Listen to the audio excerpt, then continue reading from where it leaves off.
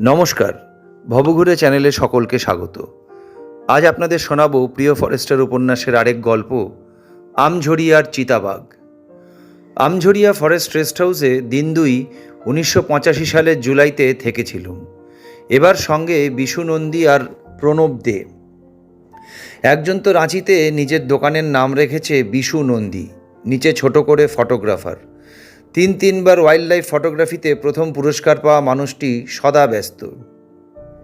যদি সেবার কুজরুং না যাই, ওর সঙ্গে দেখা হয় না। আমরা কুজরুং যাবার দুদিন আগে থেকেই ডিরেক্টর টাইগার প্রজেক্ট চ্যাটার্জি সাহেবের সঙ্গে ওরা ওখানে।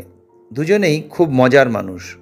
আলাপ হতে বললেন, কয়েকদিন ধরেই এখানে একটা লেপার্ড ঘোরাঘুরি করছে, তককে তককে থাকলে দেখতে পাবেন। আমার যেমন পাথর চাপা কপাল, আমি যে পথ দিয়েই যাই ঠিক তার পাশের পথে সুন্দরী ঘোরাঘুরি করে। এরকম যে কতবার হয়েছে। লেপার্ডের পায়ের ছাপ যে কতবার দেখেছি, এমনকি খেয়ে ফেলে যাওয়া এঁটো হাড় মাংস, তবু তার দেখা পাইনি। বিশুদা হাসলেন, বললেন, চলুন, আজ তার সঙ্গে দেখা হবে। ডিরেক্টর চ্যাটার্জি জরুরি তলবে ডালটনগঞ্জ ফিরে গেছেন। আমরা প্রায় জোর করে সদ্য পরিচিত বিশুদাকে আটকে দিয়েছি। লাল সিং বিকেলের চা নিয়ে এসেছে, আমাদের জিপ রেডি। আজ তার সঙ্গে দেখা হবে। কথা আছে 80-90 কিলোমিটার চালনী আক্রমণ চলবে।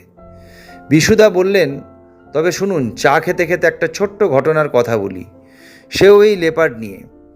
তখন অবশ্য চিতাই বলতুম, পরে বুঝেছি লেপার্ড। আরে মশাই, চিতা আর লেপার্ডের পার্থক্য বুঝতে কয়েক বছর কেটে গেছে। বাঘের গায়ে চোখ দেখলেই বলতুম চিতা। আমাদের জমিদারি তখন আড়ংঘাটায়। ঠিক জমিদারি নয়, এই ধরুন 200 বিঘে জমি। ওদিকের জমি তো খুব সরেস। জমিতে একটু বিলি কেটে বীজ ছড়ালেই ধান পাট। কাকা সেই জমি দেখাশোনা করতেন। হতো কি, মাঝে মাঝেই 2-1টা গরু বাছুর খোয়া যেত। এ উৎপাত লেগেই থাকতো, কাহা তো কার পারা যায়। চাষিদের হার্ড আর্নড মানিতে কেনা একটা ছাগলও খুব গায়ে লাগে। শেষটায় দাদা আর আমি একটা ব্যাপারে একমত হয়ে কাকাকে চিঠি লিখলুম। এবার যখনই আপনাদের গরু ছাগল ভোগে যাবে, আমাদের চিঠি দেবেন, আমরা রাইফেল নিয়ে ব্যবস্থা করে আসব। শেষে একদিন কাকার চিঠি এলো, দ্রুত আইসো, পুনরায় চিতার আক্রমণ, বাছুর আত্মসাৎ করিয়া আছে, এই বেলা সায়স্তা না করিলে কৃষক বিদ্রোহ ঘটিয়া যাইবে। চিঠি দেখে তো আমার আর দাদার খুব ফুর্তি। চল, বাঘ মারতে যাই। প্রথম কদিন তো স্ট্র্যাটেজি করতে করতেই কি সময় কেটে গেল। একদিন রাইফেল কাঁধে একটা গাছের নিচে দাঁড়িয়ে আছি। জায়গাটা দিনের বেলাতেও বেশ অন্ধকার। বনের ভেতরে কিছুটা দূরে 10-12 ফুট মাথায় পাট ক্ষেত। শেষে আকাশে গিয়ে মাথা লেগেছে। ভর দুপুর। হঠাৎ দেখি আমার গালে 2 ফোঁটা জল। আমি ভাবি কোনো পাখির অপকর্ম। মুছতে গিয়ে দেখি রক্ত। চোখ তুলে দেখি আমি যেখানে দাঁড়িয়ে ঠিক তার 10 হাত উপরে একটা চিতা, তার দাঁতে ছাগল। রাইফেলে হাত দেব সে তো অনেক দূরের ব্যাপার, শরীর একদম জড়ো হয়ে গেছে। আসলে এখানে যে ও থাকতে পারে স্বপ্নেও ভাবিনি। তবে একটা জিনিস সেদিনই দেখেছিলাম, আমি যে মুহূর্তে চোখ উপরে তুলেছি সে সঙ্গে সঙ্গে লাফ দিয়ে মিলিয়ে গেল। চলে যেতে আমি বললুম বাঘ, পরে জেনেছিলুম চিতা। আমাকে আক্রমণ করতো না, কারণ সে যে চোর, চুরি করে ছাগল খাচ্ছে, ফলে ওর ভয় আছে। এরপর দাদার সঙ্গে ঠিক হলো রাতে রাইফেল নিয়ে এরই আশেপাশে বসতে হবে। সে তো আমরা বসলুম। নিচে 5-6 সের কাঁচা মাংস। দাদা একটা কদম গাছের খাঁজে চমৎকার নিজেকে বেঁধে সেধে বসেছে। আমার ভাগ্যে জুটেছে একটা ছোটোখাটো সাঁই বাবলা। বাঘ এলে আলো জ্বালাতে নেভাতে হবে, এই সংকেত। দুজনের কোমরে ঝুলন্ত 2 টর্চ। রাত গভীর, বাঘ আসে না।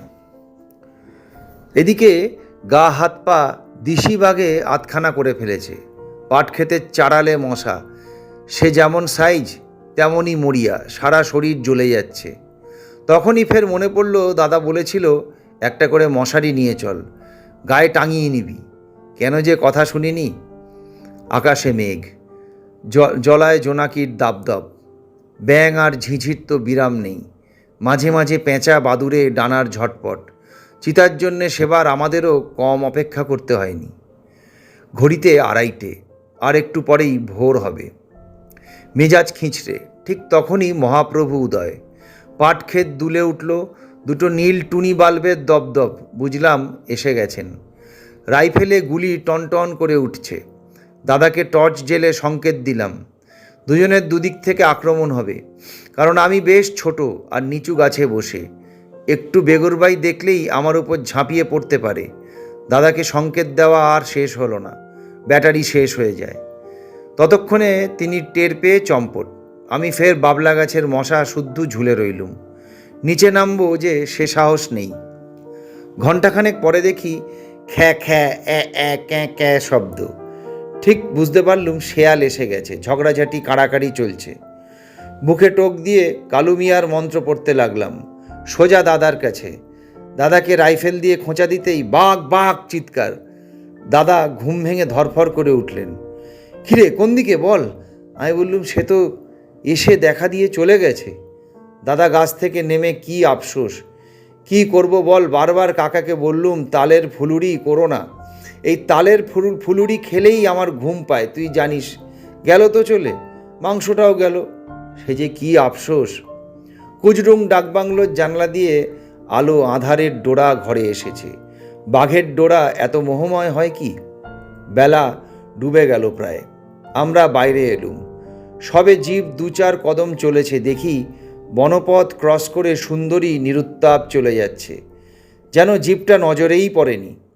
যেন এতক্ষণ কোনো পাটক্ষেতের চিতার গল্প জানালার ধারে বসে শুনছিল সেই চিতাবাঘের সঙ্গে মিতা। বনের শুরুতেই এই সৌন্দর্য দেখতে পাবো স্বপ্নেও ভাবিনি। কতটুকু সময় দেখেছিলুম, বড়জোর 3-4 মিনিট ভুলতে পারিনি। ভালোবাসা জেগেছিল।